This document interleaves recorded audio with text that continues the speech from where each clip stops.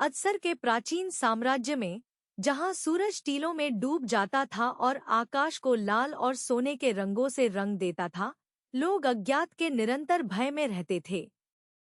राज्य एक घातक अभिशाप से त्रस्त था जो बिना किसी चेतावनी के आया, जिसने कई लोगों की जान ले ली और बचे लोगों को टुकड़े उठाने के लिए छोड़ दिया।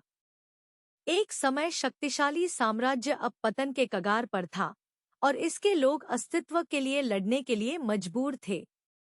सड़कें खाली और खामोश थीं, हवा की आवाज को छोड़कर जो बेचैन आत्माओं के समूह की तरह उजाड़ गलियों से गुजर रही थी।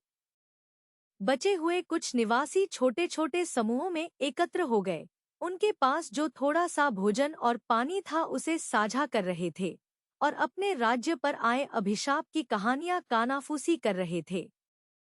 उन्होंने अंधेरे अनुष्ठानों और प्राचीन बुराइयों के बारे में बात की, उन देवताओं के बारे में जिन्होंने उन्हें त्याग दिया और उन्हें पीड़ा सहने के लिए छोड़ दिया। लेकिन अराजकता और निराशा के बीच आशा की एक किरण थी। अवा नाम की एक युवा महिला उभरी थी, जिसने शाप को हटाने और अपने राज्य को उसके पूर्व गौरव पर बहाल करने का रास्ता खोजने का दृढ़ संकल्प किया था।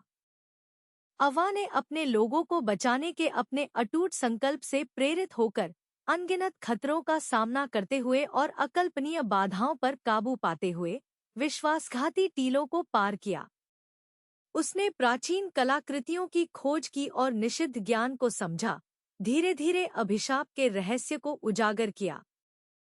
और जैसे जैसे वह चलती गई, उसके पैरों के नीचे की रेत खिसकने लगी और गलियों से गुजरने वाली हवाएं उसका नाम फुसफुसाने लगी। उनके साहस और दृढ़ संकल्प से प्रेरित होकर अज़सार के लोग उनके पीछे एकजुट होने लगे। एक साथ वे अंधेरे के खिलाफ खड़े हुए, उनके दिल उद्देश्य की एक नई भावना से भर गए।